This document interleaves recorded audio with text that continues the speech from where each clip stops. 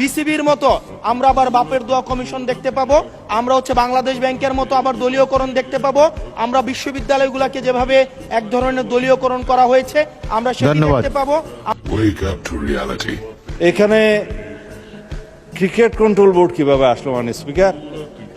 Bangladesh cricket control বোর্ডের interim গভর্নমেন্টের সময় তৎকালীন ক্রীড়া উপদেষ্টা ক্ষমতার প্রয়োগ করে সারা বাংলাদেশের জেলা কমিটিগুলোকে প্রভাবিত করেছিলেন। সর্বোচ্চ ক্ষমতা প্রয়োগ করে একতরফাভাবে ক্রিকেট বোর্ডের একটা বোর্ডিং করা হয়। তার প্রেক্ষিতে বর্তমান গণতান্ত্রিক সরকার মাননীয় ক্রীড়ামন্ত্রীর নেতৃত্বে তিনি একটা ইনকোয়ারি বোর্ড করে দিলেন কি কি অনিয়ম হয়েছে না হয়েছে ফাইন্ড আউট করার জন্য।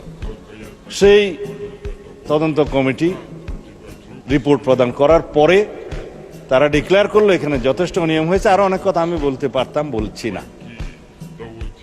তারপরে সেটা ডিজলভ হয়েছে, ডিজলভ হওয়ার পরে একটা ক্রিকেট কন্ট্রোল বোর্ড হয়েছে, আহ্বায়ক কমিটি হয়েছে, অ্যাডক কমিটি। কাকে দিয়ে হয়েছে? এই দেশের কৃতি ক্রিকেটার, বাংলাদেশে সবচেয়ে পরিচিত, সারা বিশ্বে পরিচিত তামিম ইকবালকে দিয়ে বিশ্ববিদ্যালয় এবং বাংলাদেশ ব্যাংক দখল কারা করেছিল মাননীয় স্পিকার ইন্টারিম গভর্নমেন্টের সময়, সেটা এই দেশের মানুষ জানে।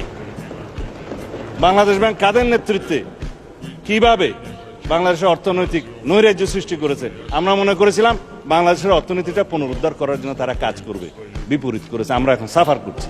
আর বিশ্ববিদ্যালয়, সমস্ত বিশ্ববিদ্যালয়ের ভাইস চ্যান্সেলর সহ অন্যান্যদেরকে কারা নিয়ন্ত্রণে নিয়েছিল মানুষ, এগুলো আমরা বলতে চাই না।